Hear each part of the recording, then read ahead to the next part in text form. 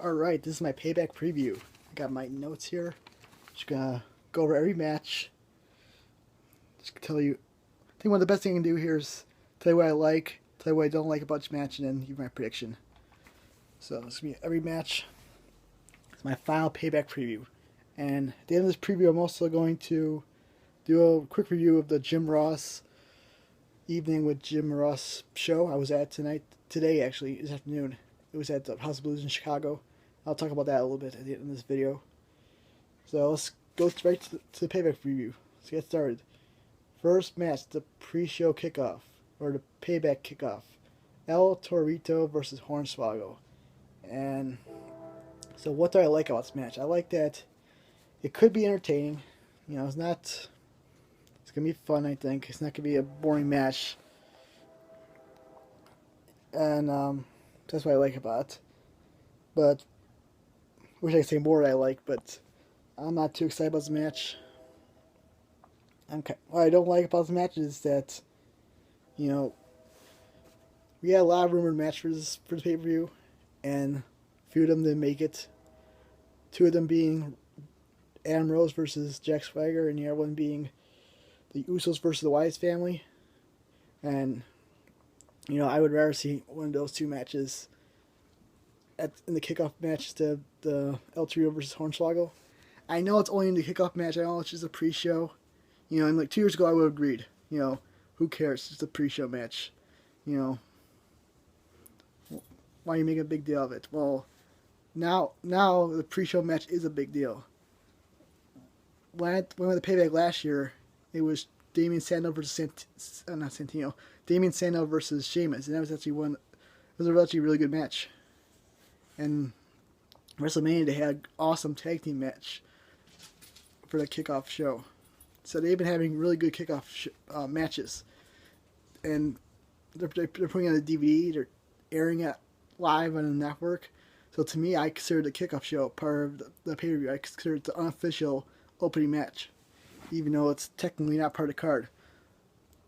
So this feels like a pay-per-view match to me.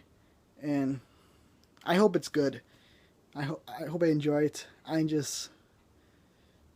would rather see Usos versus the Usos compete, or I don't know, Ann Rose versus Swagger. I wasn't too happy about the match, but I was interested to see how Ann Rose what the reaction would be for Rose in Chicago. I was looking forward to that. Now doesn't look like that match is gonna happen. And Damien Sandow, Dolph Ziggler, where are you? How come they're on this review? Okay, so yeah, hope it's a good match. Here's my prediction. I'm going to predict El Torito wins because it's hair versus mask, and I'll see El Torito unmasking. And some guy on YouTube said, look at it this way. We're going to see Hornswoggle get his haircut in the middle of the ring. How funny is that? Well, yeah, it could be funny. I don't know. I just didn't pay to see Hornswoggle get a haircut, you know. So that's it for that match. Okay, next match I wrote here. Paige versus Alicia Fox. Okay, this is for the Divas Championship.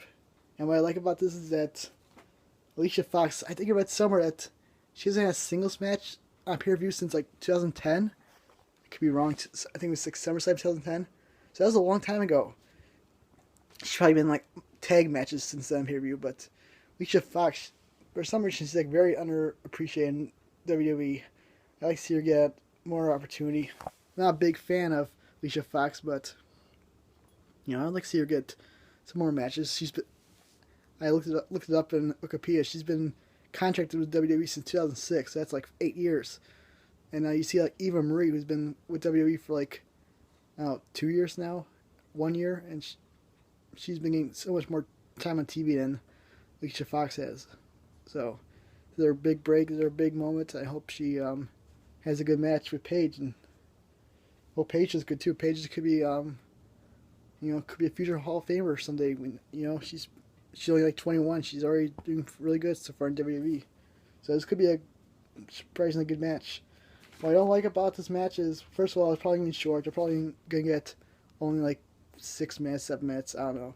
And that's not going to be enough time to tell a good story, and because it may not be a good match.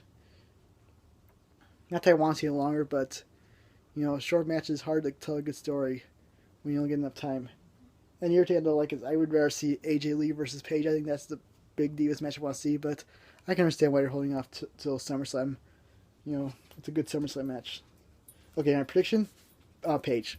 For some reason, I've been reading reports that they're going to take the title off Paige. I mean, not like online reports, but like some fans were saying how like WWE's like, I don't know where they got this from, but apparently Paige, WWE doesn't like Paige right now, and she's like, I don't know, she's not as good of a champion as they're expecting.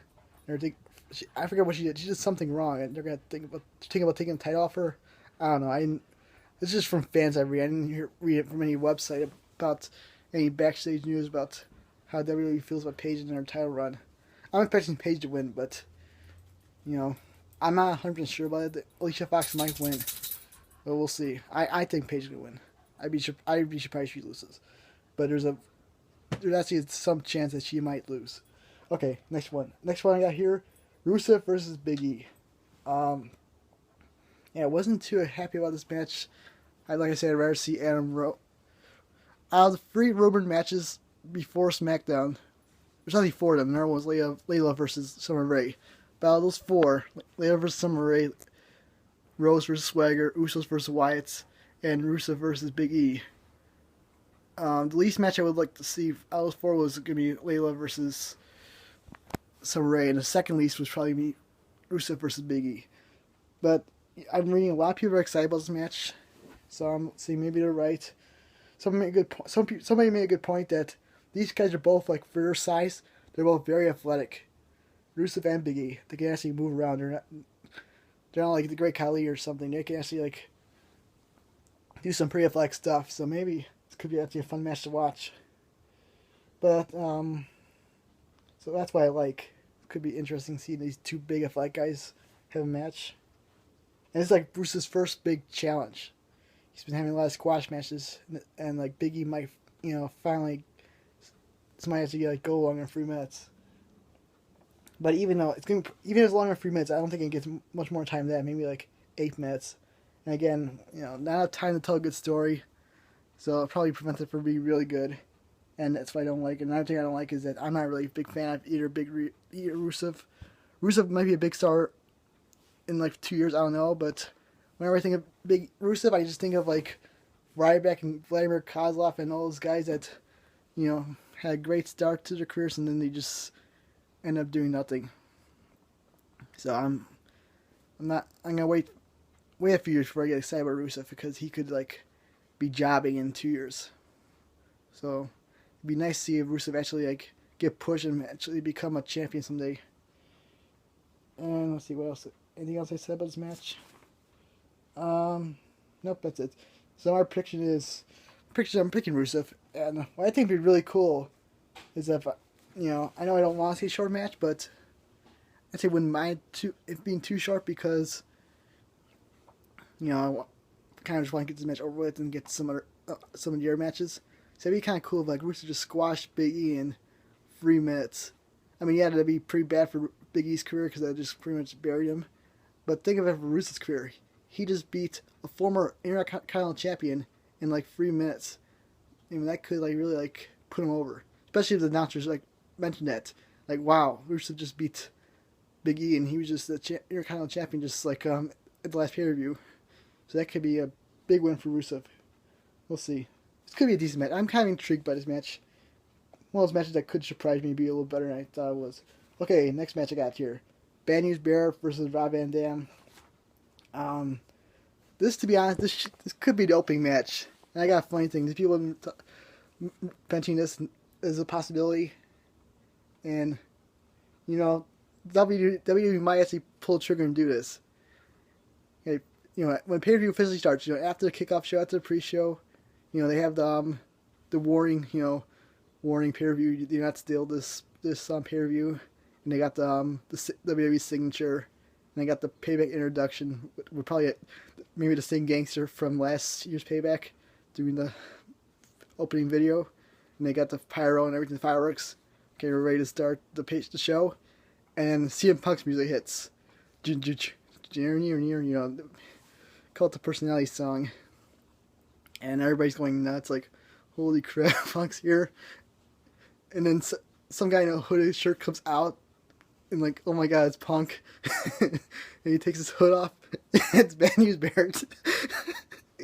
I mean, oh man, I'm gonna be at the show. I'm a Punk fan, and even if that happens, I mean, I don't know. I don't even know I'd be mad. I think that'd be like pretty awesome, to be honest.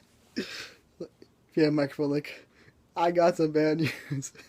So we'll see. Maybe they'll do that. That'd be pretty cool if like Benny's Barrett trolls the crowd in the beginning, actually plays music, actually him come out and like the CM Punk like, you know, hoodie and everything, and you just take the hood off and it's Benny's Barrett. That'd be pretty awesome. Okay, so this actual match. Why I like this match? Yeah, this match could be actually pretty good. Benny's Barrett versus Rob Van Dam. Well, like his Benny's Barrett is like really over right now. He's fun to see how the crowd reacts to him. Should be good. And Rob Van Dam, you know, I was a little bit worried about him. I was thinking like, I don't know, you know, it's not the old Rob Van Dam. Is the how old is he now? 44 years old, 45. So I went back yesterday. I watched his match at Extreme Rules, the triple threat match. Yeah, Extreme Rules. You know, like, does he still have it? And he was actually doing pretty. I was watching the match. He was doing some good stuff. He was flying high, doing some nice flips. He can still bring it. For some reason, his matches, his pay-per-view matches since he came back, they've been like solid, but he hasn't had a really good match. He had like nothing really memorable yet since his return. I think he had a match at SummerSlam against Del Rio, but he hasn't had a really good memorable match. His most memorable match happened at Raw, I think, against Jericho. That was his most memorable match since he's come back. And he was pretty good at Money in the Bank match last year. But it'd be nice to see what he does tomorrow at the pay-per-view. Hopefully he like turns back the clock and has an awesome match. For some reason, like, I mean, this should be a bigger deal. It's Rob Van Dam at pay-per-view for the Intercontinental Championship. I think he's won the championship like 6 or 7 times. Maybe that's WWE's fault. Maybe it should have like really promoted his match a little better. Made a bigger deal of how many times Van Dam has won a title. I don't think Van Dam even called any promos to promote his match. I can't remember. He really could have like built his match up a little more, make people care about it. But I think it should be a good match. Give it about maybe 10 minutes. But yeah, what I don't like about it was like, Benny's Barrett, Rob Van Dam is that a good matchup? Like Van Dam can have a good match with Jericho. I've seen Benny's Barrett have a good match with Daniel Bryan. So they can have good matches when they're paired up with the right opponent, but can they have a good match? We'll have to see, and everything is a time issue again. You know, it's just a mid-card match. Will it get enough time? If it gets 10 minutes, that should be a good amount of time. That'd be a nice time for a good match. My prediction, Benny's Barrett. Yeah, I see Benny's Barrett winning this match. Although it would be kind of cool to see Rob Van Dam win, but yeah, I got Benny's Barrett. It's apparently like Vince likes Benny's Barrett, and so it'd be way too early to take the title off him now. And I don't even know why you're taking the title off now. Especially don't give the title to Van Dam. Why is Van Dam getting a title? Yeah, I don't see any way Van Dam wins the title. It'd be a nice swerve if he did, but there's no reason really to take it off Benny's Barrett this early. Okay, next match I got here. Sheamus versus Cesaro. This match I think could be match of the night. I'm serious, yeah. I love this match. I got nothing much. There's nothing really bad I got to say about this match. Let's start with that. My dislike, nothing. I think this match can be awesome. My only worry is that they're not getting enough time. I want 15 to 20 minutes for this match, and I'll be disappointed if I get anything less than that. But what I love about this match is, you know, Cesaro's awesome. He's a great worker. He's a great wrestler. Sheamus, not a huge Sheamus fan, but Sheamus, when he's matched up with the right opponent, he can have great matches. I've seen him and Daniel Bryan matches. They're amazing. I would love any time Daniel Bryan and Sheamus have matches, must see. And I'm not even a big Sheamus fan, but I love those matches. I love whenever Sheamus faces Daniel Bryan. I mean, Sheamus, he's not the best worker, but with the right opponent, he can have awesome matches. I think Cesaro might be that guy. Cesaro might give Cesaro and Sheamus might have a great match together. Really good. And the best thing about this match, I think, is how the crowd's gonna react to it, because every time I see Sheamus in Chicago, he always gets booed. Last time Cesaro was in Chicago was on March 3rd, and he was so over. And I really think that we could see a double turn. I mean, I think it's a really good chance because Sheamus, one of those guys. I thought he turned heel when he won it, the U.S. title when he eliminated Dean Ambrose. I thought that was his heel turn, but it wasn't. Apparently, he's still heel. Apparently he's still face. And I thought for sure Cesaro was gonna turn face, pretty much right when he won the Andre the Giant Battle Royal at WrestleMania 30, but he's still heel. So both those guys, they're gonna turn pretty soon, I think. And so, just why not just do it now? Have a double turn at Payback, and they can easily pull off because I do think that Cross can be for Cesaro and against Sheamus in this match.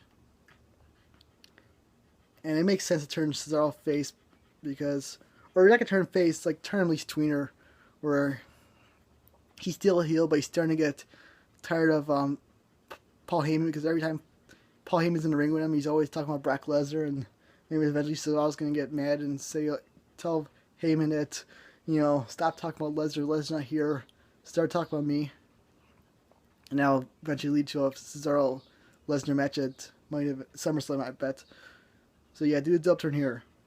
I don't know how they're gonna do a double turn, but it should be easy because the crowd's gonna be cheering for Cesaro and booing Sheamus' match.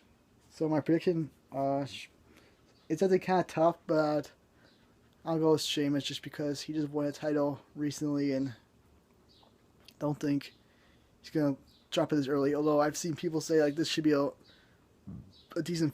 long feud. This shouldn't be just one match. This should be a series of matches, and maybe the best way to extend this series is like have Cesaro win it, and then Sheamus win it back later. But I don't know. I got Sheamus winning. That's a safe pick. Yeah, I'll stick with Sheamus winning, but if Cesaro actually has a decent chance of winning. Wouldn't shock me if Cesaro won this match, but I'll go with Sheamus. Okay, now we're going to the main events. First one I'll talk about is the Daniel Bryan decision. And first thing I want to mention is that a few days, actually the whole week, some people are speculating, me included, that this might be a good time for CM Punk to come back. Whereas, possible storyline here, I even wrote down what they can do, is that, the whole thing, this Daniel Bryan decision, he's got a choice. He's got to either hand over the title to Stephanie McMahon, give the title, or if he decides to keep his title, because unless you've been living on a rock, here's the story. Daniel Bryan's the champion. He got neck surgery. He can't compete. He's going to be out for a while. So Stephanie wants him to give a title. Because she said, WWE needs a active champion. And Daniel Bryan agrees. WWE fans deserve an active champion. But he does not want to just hand over the title to Stephanie. And just do it because she wants him to do that. But so now Stephanie's instructing him to I'm gonna ask you again at Payback if you want to give me the title. If you don't, then your wife Brie Bell, I'm gonna fire her. So one thing I was thinking they might do is that here you have Bryan in the ring with Stephanie Cub Pro, and Bryan can say, "Okay, Stephanie, I will agree to hand over the World Heavyweight Championship to you, but no, I will agree to hand over the WWE World Heavyweight Championship. I agree that WWE fans need a active champion, but I will not hand over the championship to you. I'm going to hand it over to this referee over here, because what I want is I don't want you to decide who has my championship. I want a match to decide who's the new champion, and you can pick Kane for this match, but I get to pick. I want to pick my opponent, and then who's he going to pick? Obviously, one of the options is CM Punk. So that's one of the things they could have done for this segment, but last night, Blackhawks versus LA Kings Stanley Cup playoffs, Game 6. Blackhawks won, so there's going to be a Game 7. And why I mention this, because CM Punk is a huge hockey fan, huge Blackhawks fan. And Game 7, believe it or not, is going to be 7 p.m. Central Time in Chicago, Sunday night. Payback, 7 p.m. Central Time, Sunday night in Chicago. So both events, same city, same night, same time. So Punk can't be at both events. And it seems like most likely he would go to the Blackhawks game over the Payback show. So as soon as that first tweet comes out that CM Punk was spotted at the Blackhawks game any hopes of him returning Payback is over. So now a 10% chance of Punk returning is gone down to like less than 1% chance. But this should be a good segment. I'm more excited about it now than I was a week ago, because I'm thinking like it's gonna be a fun atmosphere for this segment. Just so much heat for Stephanie, so much like yes chance for Brian, and I have no idea what's gonna happen here. I feel like this is a segment on pay-per-view. They need to do something big. They can't just have it something. They got to do something big in this segment. Something that's people are gonna talk about. People are gonna say, "Oh God, I got to tune in Raw on tomorrow. Find out, what's gonna happen next." Something big. They got to really have something big that has everybody talking about afterwards. What that is, I don't know, but we'll see. But what I don't like about the segment is that if it's 15 or 20 minutes, it's gonna obviously could have had a match in that place or worse. So, the Cesaro match or the Banners Bear match, they might get less time because of this segment. Well, I don't know, depending on what goes after this segment. But the match after this segment, whichever match those are, the match times could be cut. This segment goes on too long, so that could be a negative thing. So, but we'll see. See if WWE can manage the time fine and not make the segment too long.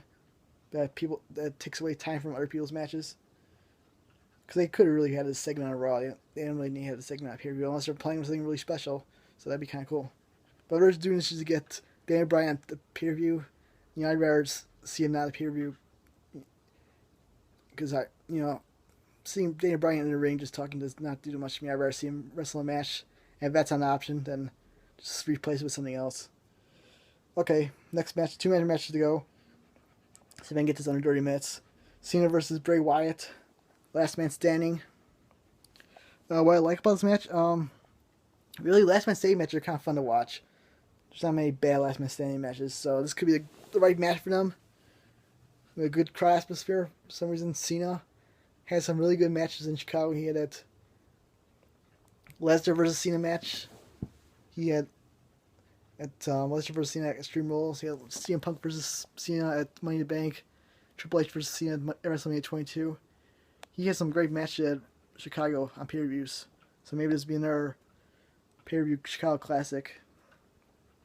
He's only had a few bad matches. He's had a couple bad matches. He had a match against Big Show that was bad. The match last year at Ryback was okay. But this could be one of his best matches in Chicago. I'm kind of looking forward to it. Should be a nice, fun atmosphere. And really, this probably could be the best match of the feud. But speaking of this feud, that's what I dislike about this match is that the first 2 matches weren't that good, and maybe we'll see another bad match. I don't really care who wins this match, as long as it's depends how you do it. Like if Cena wins, if Bray Wyatt gives him a good fight, then I'll be okay with it. But if he's seen us fighting off the Wyatt family and everything, and he still wins, I might not like that. Well, we'll see what happens. I think this could be a good match, but they really need to do something that makes Bray Wyatt look pretty strong in this match because he's been looking kind of weak so far in this feud. But yeah, prediction, I got Cena winning. Yeah, it feels like the safe pick. I'm not saying Bray Wyatt can't win, but I feel like if this is going to be the last match of the feud, which it may not be, I heard this feud is going to continue, but they might just decide to end it now, and they decide to do that, I think Cena would win. But we'll see. Cena's lost the last man standing match before, so I don't know. This one's tough to predict, but I'll just go with Cena. Okay, last match. Shield versus Evolution, which would probably be the main event. I read an interesting spoiler about this match. Nothing about who wins or loses, but something interesting. Some guy heard from this guy he knows, who works in the WWE, that is going to happen. And I won't say it yet. I'll keep it a spoiler. I'll keep it a secret for now. If you really want to know what the spoiler was, I'll tell you at the very end of this video. I'll tell you what I read. Okay, so what I like about this match, pretty much, you saw this match last month at Extreme Rules. It was, I'm pretty sure it was everybody had it as match tonight, or most people did, because it was an awesome match. So that's all you need to say about it right now. Seth Rollins was awesome. Roman Reigns is always fun to watch. Ambrose, he's a better talker, I think, than a wrestler, but even so, he's pretty good in the ring too. And you got the star power and Evolution: Randy Orton, Batista, Triple H. I mean, it's no surprise that match was really good last month. And believe it or not, I do something I dislike about this match. Something that has not been talked about at all, or very little, is that this is an elimination match. So, which means that it's not going to be one pinfall to the finish or one submission to finish. It means every time there's a pinfall or submission, someone's getting eliminated until everybody from one team's been eliminated. So that means, like, for the first 10 minutes, we'll get the Shield versus Evolution. But then, after like 10 minutes, somebody will get eliminated, then it'll turn to a handicap match for pretty much the rest of the match. So it's going to be different than Extreme Rules. If you're expecting a similar match from Extreme Rules, well, I'm not saying it's going to be worse, I'm not going to say it's going to be worse than Extreme Rules, but it's going to be different. It's not going to be the same match. It's going to be a lot of like 3-on-2s or 2-on-2s or whatever. What I think is going to happen is that Dean Ambrose gets eliminated first, so it's 3-2 advantage for Evolution, and then this will be my prediction.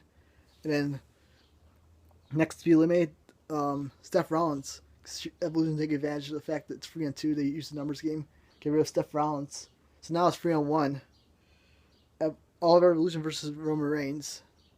And Roman Reigns goes like Shawn Michaels in Survivor Series 2003. If you've ever seen that match, Shawn Michaels was the last man for his team against, it was like Team Austin versus Team Bischoff, and Shawn Michaels was the last guy standing for Team Austin, and he was going up against 3 other guys, and he had a hell of a performance. So this is going to be like similar to that, where Roman Reigns is fighting up everybody, and he's just actually, doing pretty good.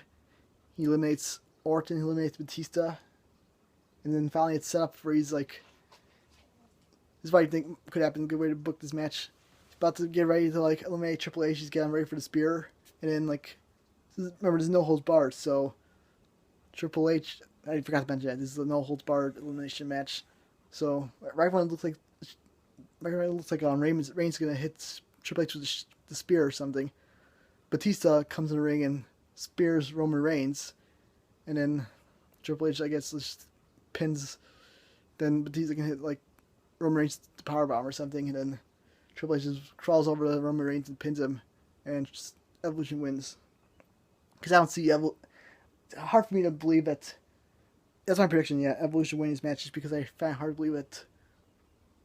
Because for Evolution to lose, that means Triple H needs to get pinned, and I don't know. I don't see Triple H getting pinned in this match, especially if the rumors are going to have Roman Reigns versus Triple H at SummerSlam.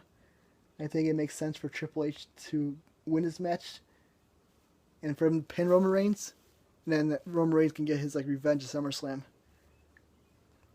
And I know like Batista's supposed to be leaving after pretty soon, because the movie's gonna be coming out soon in like August. So this would be a good way for Triple H and Raw next night. He can just tell Batista like, you didn't have to like get involved in the match. I had it. I would beat Roman Reigns. He did not have to like do that. Come in the match and like after you're eliminated and spear and powerbomb Roman Reigns, and then they could just have like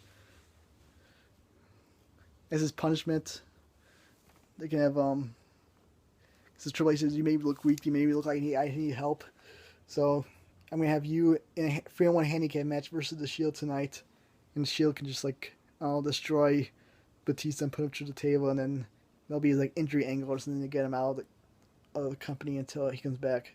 So I don't know. Because I gotta figure a way how to get rid of Batista, because he's supposed to be leaving soon. Okay, so that's it for my review. I kept another 30 minutes. Awesome. Okay, so now I want to talk about... Well, let's see. Yeah, one more thing I want to mention about the Payback. That my final thoughts. That I'm not happy that... Yeah, I talked about how I'm not happy about the Wyatts and Usos on this card. Maybe because they don't want to have it as a pay-per-view. Maybe they would rather have the Wyatts and Usos at Money in the Bank.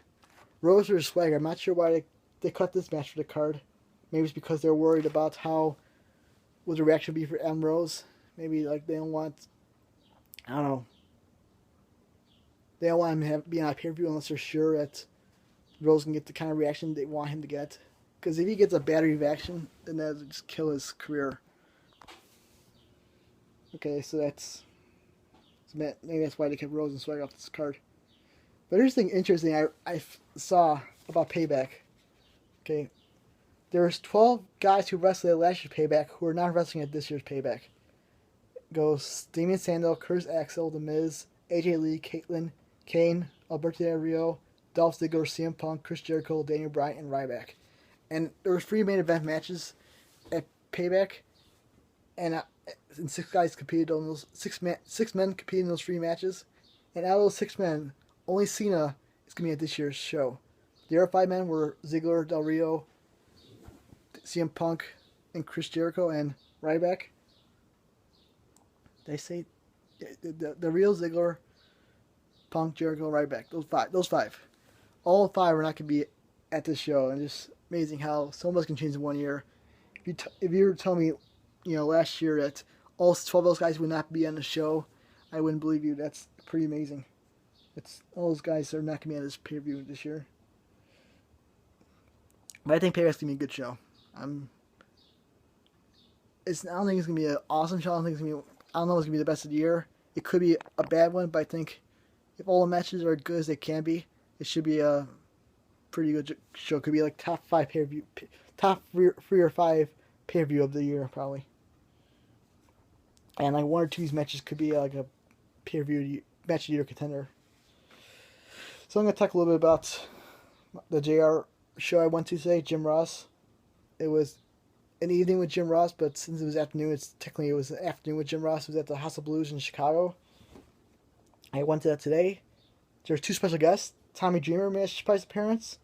Wasn't too much of a surprise because he was at the Square Circle, which was a wrestling restaurant here in Chicago. He was there last night, so I wasn't too surprised that he was there, but I wasn't expecting him. I didn't think he was going to be there. They didn't advertise him, so that was kind of a cool surprise. And I've never seen Tommy Dreamer before, so that was cool. And Tara was there. Tara from TNA, and she was Victoria in WWE. I think her real name is Lisa Marie. She owns the Square Circle in Chicago, the restaurant. She was there too. Yeah, good show. Jim Ross's. What he did was he talked for an hour, telling stories about his career, telling some. I don't know if they were jokes, but the way he said were funny. I didn't think he was going to talk for an hour about his career. I thought he was just going to talk maybe like a few minutes. Because it was supposed to be like he's going to do a Q&A in this show. But I thought he was going to talk like maybe a little bit about his career and do the rest of the Q&A. But no, he gave the full hour on his career. I'm not going to just like tell you what he said. Because I don't want to like ruin it for anybody else who might go to a future show. But they were good stories.